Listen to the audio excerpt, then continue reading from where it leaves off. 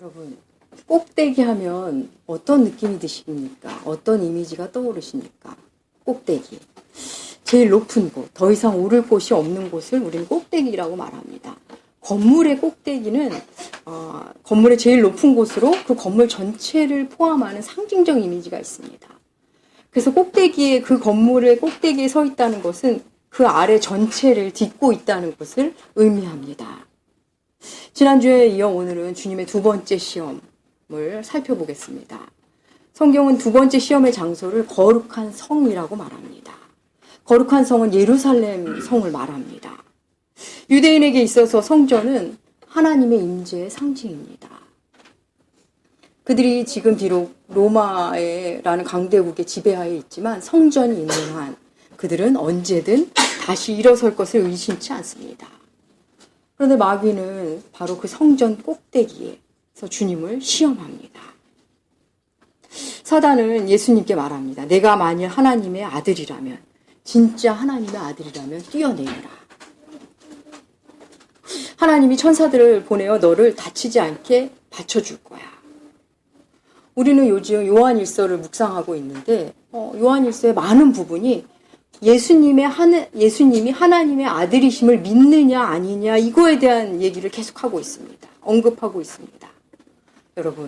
여러분은 예수님이 하나님의 아들이심을 믿으십니까? 예. 우리는 예수님이 하나님의 아들이심을 또 하나님이심을 믿고 또 전하는 그리스도인들입니다. 하지만 예수님이 하나님의 아들이심을 부인하는 사람들은 이걸 부인하기 위해서 많은 시간을 연구하고 증명하려고 합니다. 예수님은 예수님 자신이 스스로 하나님의 아들이라고 말씀하셨습니다. 이 예수님의 정체성에 대해서는 2000년이 지난 지금도 사람들이 공부하고 연구하고 있습니다. 스스로 하나님이 아들이라고 말한 예수님의 정체. 여러분 궁금하지 않습니까? 과연 사람들은 왜 의심하는 것이고 우리는 또 어떻게 믿을 수 있는 것인지. 예수 그리스도의 정체성에 대해서는 크게 세 가지로 가정할 수 있습니다. 이 방법은 그 오래전부터 있어온 방법입니다. 예수님이 만약 신이 아니라 그냥 사람이라면 예수님은 사기꾼이 됩니다. 본인이 평범한 사람이면서 신의 아들이라고 말하고 그렇다면 거짓말을 하는 사기꾼이 됩니다. 여러분, 사기꾼은 거짓말하는 사람입니다.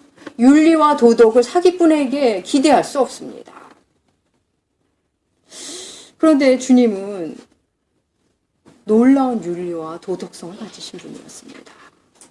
예수님을 믿지 않는 사람들도 주님의 놀라운 윤리와 도덕을 인정했습니다. 예수님은 말한 대로 살았고 자신이 말한 그 사랑을 죽으면서까지 실천하신 분이었습니다.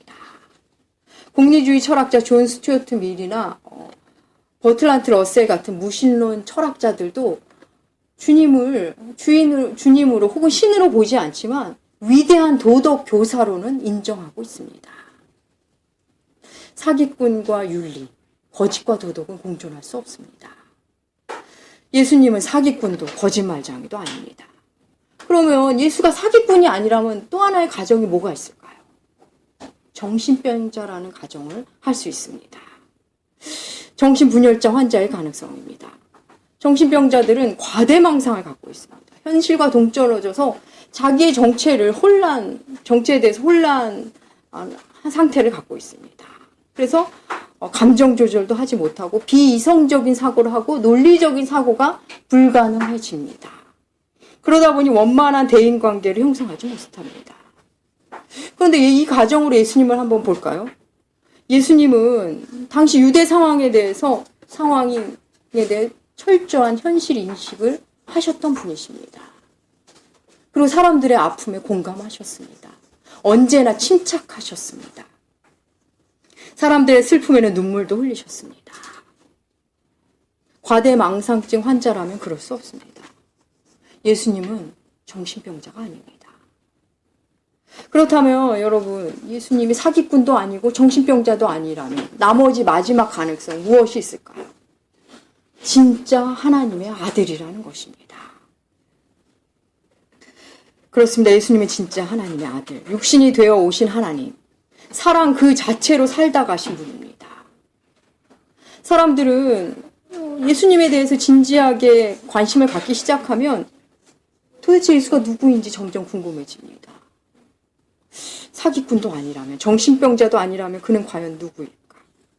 그가 누구길래, 그가 이 땅을 떠난 2000년이 지난 지금도 사람들이 그를 예배하지? 그가 도대체 누구인가? 그는 정말 그의 말대로 하나님의 아들일까? 그 하나님의 아들이라면 왜 이 땅에 와서 그렇게 험난한 삶을 살았을까? 초대교회 당시는 예수님의 정체성에 대해서 많은 사람들이 궁금해했습니다. 궁금해하면서 믿음에 이르는 사람들이 있었고 궁금해하면서 공격하는 사람들이 있었습니다. 오늘 본문 속에서는 예수님이 지금 사역을 앞두고 계십니다. 사역을 앞두고 사단으로부터 내가 하나님의 아들임을 증명해 보이라는 요구를 받고 있습니다. 마귀의 첫 번째 시험과 두 번째 시험은 모두 내가 하나님의 아들이거든 이라는 똑같은 말로 시작합니다. 네가 하나님의 아들이라면 뛰어내려봐. 너의 아버지 하나님이 가만히 있겠어? 천사들을 보내서 받쳐줄 거야. 뛰어내려. 멋진 퍼포먼스를 요구하고 있습니다. 멋지게 시작을 해봐. 네가 하나님의 아들이라는 걸 좀 보여봐. 요구합니다. 마귀는 놀랍게도 하나님의 말씀인 성경을 인용해서 요구합니다. 그 성경 인용한 본문이 시편 91편입니다. 우리 시편 91편 11절에서 12절 함께 읽으시겠습니다. 그가 너를 위하여 그의 천사들을 명령하사 그들이 그들의 손으로 너를 붙들어 발이 돌에 부딪히지 아니하게 하리로다. 하나님께서 천사들을 시켜 예수님이 땅에 떨어지기 전에 안전하게 지켜줄 것이라는 그 말을 시편 91편을 인용해서 말하고 있습니다. 여러분 놀랍지 않습니까? 사단도 하나님의 말씀을 압니다. 아니 아는 정도가 아니라 예수님한테 그것을 써먹고 있습니다. 첫 번째 시험에서 하나님 말씀으로 주춤했던 그가 그 말씀을 예수님 앞에서 씁니다. 예수님을 흉내내고 있습니다. 어떻게 보면 굉장히 지혜로운 것 같지만 말씀이신 주님 앞에서 말씀을 쓴다는 것은 굉장히 미련하고 어리석은 일입니다. 사단의 이 수법을 지금도 사용하고 있다는 거 아십니까? 이단은 하나님의 말씀으로 사람을 꿰입니다. 말씀을 가르치는 교회를 흉내냅니다. 사실 그들은 말씀을 이용하는 것뿐입니다. 그들 중에는 말씀을 줄줄줄 꿰는 분도 많습니다. 하지만 그것은 하나님을 사랑하기 위함이 아니라 어이없는 그 말씀, 아는 말씀을 어이없는 적용과 해석으로 하나님의 교회를 무너뜨리고 하나님의 사람을 무너뜨리는 데 씁니다. 교주 추종자를 모으기 위해서 전력을 다합니다. 제가 몇 년 전에 집에 혼자 있을 때 이른바 하나님의 교회라는 단체에서 집단에서 저희 집을 방문했습니다. 한 세 분 정도로 기억됩니다. 오셔서는 교회가 잘못 가르치고 있네, 말씀은 이렇다네 이러면서 쭉 펼쳐서 얘기하고 있었습니다. 저는 그들의 전신이 안상홍 증인회라는 것을 알고 있었던 터라 그가 성경에 대해서 막 얘기할 때 제가 먼저 말을 잘랐습니다. 안상홍 씨는 사람에 불과합니다. 그러자 그 중에서 가장 세 보이고 강해 보이는 분이 아닙니다. 안상홍님은 재림 예수입니다. 어이가 없기도 했지만 속으로 제가 그래 슬슬 정체를 드러내는구나 라는 마음이 들었습니다. 그가 좀 더 격앙된 소리로 막 얘기를 하기 시작해서 제가 더 이상 얘기를 나누고 싶지 않다고 정중하게 보내드렸습니다. 문을 닫고 들어오는데 화가 나기도 하고 그래 저 정도 확신은 있어야 모든 일 때려치고 저렇게 하고 있지 라는 생각이 들었습니다. 그리고 가엾기도 했습니다. 우리나라에서 발생한 이단은 대부분 교주 숭배입니다. 말씀을 바르게 배워본 적이 없는 다수의 사람들이 이리저리 말씀을 풀어 헤치고 막 이러니까 그게 복음인 줄 알고 그들의 친절과 상냥함에 끌려 이단에 들어갑니다. 하지만 시간이 흐르면 결국은 교주의 꼭두각시 노릇을 한다는 것을 발견하게 됩니다. 하지만 그것을 알 때쯤이면 그들은 빠져나오기 어려운 상태가 됩니다. 이미 이권이 개입되어 있고 그곳에서 인정받고 사랑받는데 중독되어 있기 때문입니다. 여러분, 지금 이 시험이 어디서 진행되고 있죠? 성전 꼭대기입니다. 오늘날 예배당 안에 또 이런 유혹이 많습니다. 교회와 전혀 상관없는 곳에서 이런 일이 일어나는 게 아니라 교회와 유사한 곳 혹은 교회 안에서도 이런 일이 일어납니다. 교회가 어떤 일을 진행할 때 분명히 불가능한데 힘든데 무리해서 진행합니다. 그냥 빚을 내. 하나님이 채워주실 거야. 뛰어내려. 하나님이 지켜줄 거야. 불법? 하나님이 지켜줄 건데 불법 좀 하면 뛰어내려. 우리에게 속삭입니다. 엉뚱한 일에 엉뚱한 곳에 말씀을 적용하고 해석합니다. 그러면서 다른 사람의 눈을 의식하고 자신의 욕망을 채우는 일에 믿음을 작동하기 시작하는 것입니다. 시험에 빠지는 것입니다. 오늘날 말씀을 가장 악하게 이용하는 집단은 바로 이단이라는 집단과 타락한 일부 교회들입니다. 또 이른바 병을 고친다는 신유 집회라는 것이 참 많이 있습니다. 전단지도 돌리고 하곤 합니다. 질병의 고통 중에 있는 사람들이 절박한 심정을 이용해서 돈벌이를 한 사람들이 많습니다. 병으로 심신이 약해질 대로 약해진 사람들을 이용해 기도로 고치겠다고 약속합니다. 여러분, 사도행전과 사복음서만 읽어봐도, 아니 사도행전만 찬찬히 읽어봐도 복음은 그렇게 일시적이지도 단편적인지도 않다는 것을 알게 됩니다. 말씀을 잘 읽고 공부하고 만난 사람들은 혹 내게 병이 생겨도 하나님이 고쳐주시면 물론 감사하지만 그렇지 않더라도 이 병이 은혜가 될 수 있음을 언제나 오르신 하나님이었기 때문에 뜻이 있을 것임을 기대하며 수용하기 시작합니다.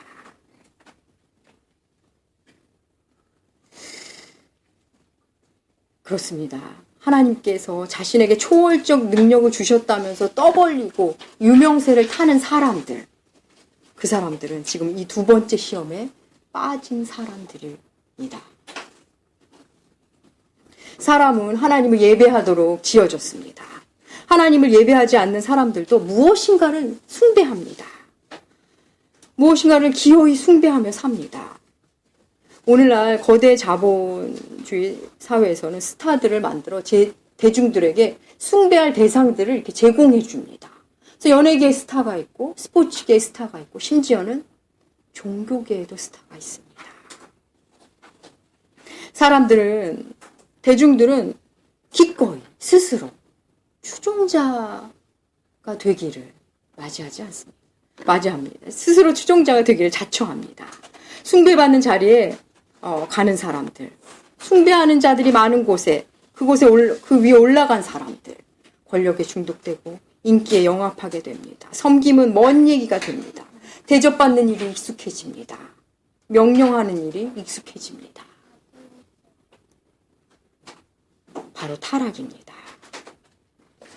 여러분, 여기서 예수님께서 마귀의 제안대로 뛰어내리셨다면, 만약에 뛰어내린다면 그건 어떻게 되는 걸까요?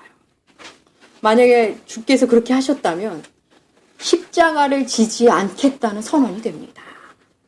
십자가 없이, 죽음 없이, 대속 없이 사역을 하시겠다는 선포가 됩니다. 그렇다면 우리 기독교는 모험과 요행, 퍼포먼스와 경쟁만 있는 종교가 될 것입니다. 세상은 지금도 우리를 유혹합니다. 뛰어내려. 하나님이 보호하실 거야. 오늘날 우리 개인의 삶에도 마귀의 시험은 있습니다. 이혼해버려. 하나님이 너 지켜주실 거야. 너 하나 못 먹이시겠니? 회사 때려쳐. 하나님이 다 해주실 거야. 일 저질러버려. 너 손해보지 않을 거야. 하고 싶은 말 다 해버려. 감정을 다 드러내. 괜찮아. 하나님이 보호해 주실 거야. 우리가 감정에 사로잡혀 갈팡질팡할 때 이 속삭임은 더 크게 들립니다. 마귀가 거룩한 성에서 뛰어내리라고 할 때 뛰어내리지 않아야 시험에 이깁니다. 이 역시도 하지 않아야 이기는 시험입니다. 가끔 무모하게 사업을 시작하고 전혀 그쪽에 재능도 은사도 없는데 오직 욕심으로 일을 저지르시는 분들을 봅니다. 그리고 상황이 힘든 상태에 있는 분들을 만날 때가 있습니다. 그리고 심지어는 하나님의 뜻이라고까지 말하기도 합니다. 마귀가 말씀을 들이대며 우리에게 미혹하자 하지 말아야 할 일이 어느새 반드시 해야 할 일로 둔갑해버리는 경우가 많습니다. 하지 말아야 이기는 건데 어느새 변신을 해서 꼭 해야 하는 일처럼 우리에게 다가와 있습니다. 예수를 시험했던 그 마귀는 지금도 우리를 시험합니다. 예수님은 마귀에게 말씀하십니다. 예수님의 말씀 7절은 예수님이 이렇게 시작하실 때 또 기록되었을 때 우리가 배운 대로 기록되었을 때라는 말은 이미 기록된 말씀, 구약의 말씀이 신약에서 인용될 때 나오는 말입니다. 근데 기록되었을 때 앞에 뭐가 붙였죠? 또가 붙었습니다. 이 또의 의미는 마귀가 말씀을 들어서 막 얘기를 하자 그래 너도 말씀을 좀 아는구나. 그런데 말이지 내가 모르는 게 있어. 또 이런 말씀이 있는데 내가 이걸 모르는구나. 이런 말씀을 하고 계시는 겁니다. 그러면서 주 너의 하나님을 시험하지 말라 하셨다. 신명기 말씀을 인용하십니다. 우리 신명기 6장 16절 함께 읽으시겠습니다. 너희가 마사에서 시험한 것 같이 너희 하나님 여호와를 시험하지 말고. 예수님께서는 마귀의 중심을 간파하셨습니다. 시험하지 마라. 이 시험하지 말라는 그 말, 그 속에는, 그 중심에는 너는 하나님을 잘 모르고 있구나. 하나님은 내가 더 잘 알아. 라는 말씀이 들어있습니다. 하나님에 대한 너의 알미 틀렸다고 이야기하고 있습니다. 어이없는 적용과 해석을 하고 있는 마귀에게 일침을 가하십니다. 세상은 지금도 우리에게 예수님을 향해 예수님이 하나님의 아들이심을 증거하라고 우리에게 요구합니다. 어떤 이들은 예수님이 행하신 그 많은 기적들이 하나님의 아들 되심을 보여주는 거라고 말합니다. 물론 일부 그럴 수도 있습니다. 그런 부분도 있습니다. 하지만 예수께서 행하신 기적은 기적 자체가 목적이 아니라 메시지가 담긴 표적임을 우리는 요한복음을 통해 배운 바 있습니다. 사실 여러분, 가짜들도 기적을 행한다는 거 아십니까? 출애굽기에서 모세와 아론이 바로 앞에서 지팡이를 뱀으로 만들고 다시 지팡이로 만들고 또 나일 강물을 피로 만들고 개구리가 생기게 하고 할 때 애굽의 술사들도 똑같은 일을 했습니다. 그들도 그런 일을 했습니다. 오늘날도 신비로운 일을 보여주는 가짜들이 있습니다. 그리고 옛날에는 기적이라고 했던 것을 의학과 과학이 보여주기도 합니다. 하나님이 보여주시고자 하는 기적은 그런 것이 아닙니다. 우리가 기적의 관객이 돼서 기적을 하기를 원하시지 않고 우리 자신이 기적이 되길 원하십니다. 이기적인 우리가 다른 사람을 위해 시간을 내고 물질을 내고 수고를 하며 섬기는 것. 그럼 그게 기적이 아니고 뭐겠습니까? 언제나 내 마음, 내 감정이 우선이던 우리가 내 감정을 이겨내고 사랑하려고 애쓰는 것 자체가 기적 아닐까요? 보기 싫은 사람을 위해 무릎 꿇는 것 기적입니다. 하기 싫은 일은 죽어도 안 하던 내가 교회의 요청에 순응하는 것. 여러분 이게 기적이 아니고 뭐겠습니까? 상황이 안 좋아졌는데 하나님을 찬양하며 감사하는 것 기적입니다. 피곤해 죽겠는데 잠을 줄여가며 예배에 나오는 것 여러분 기적이 아니고 뭐겠습니까? 현대 도시의 그리스도인인 우리에게도 네가 믿는 예수를 증명해봐. 네가 하나님의 자녀라면 뛰어내려봐 하는 유혹이 찾아옵니다. 하나님이 살아계시는 것 맞는지 창조자인지 증거를 보이랍니다. 우리가 이런 요구를 들을 때마다 가끔 우리가 휘청일 때가 있습니다. 그래서 세상을 향해 하나님을 시험하지 마라고 선언해야 할 우리가 우리 자신이 하나님을 시험해보고 싶을 때가 있습니다.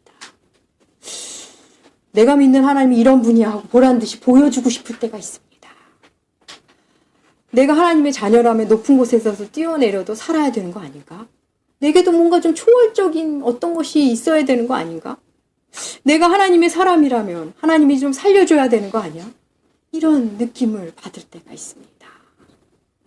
사랑하는 여러분, 하나님의 사람 아벨은 말 한마디 하지 못하고 죽었습니다. 바울도 복음 때문에 죽었습니다. 그리고 무엇보다도 예수님은 십자가에 못 박혀 죽으셨습니다. 우리가 하나님의 자녀임을 증명하는 일은 놀라운 능력을 발휘하고 멋진 결과를 만들어내는 것이 아닙니다. 어쩌면 예수님을 믿는데도 나는 왜 이렇게 변화가 없지? 맨날 똑같이 하면서도 계속 주님을 바라보는 것.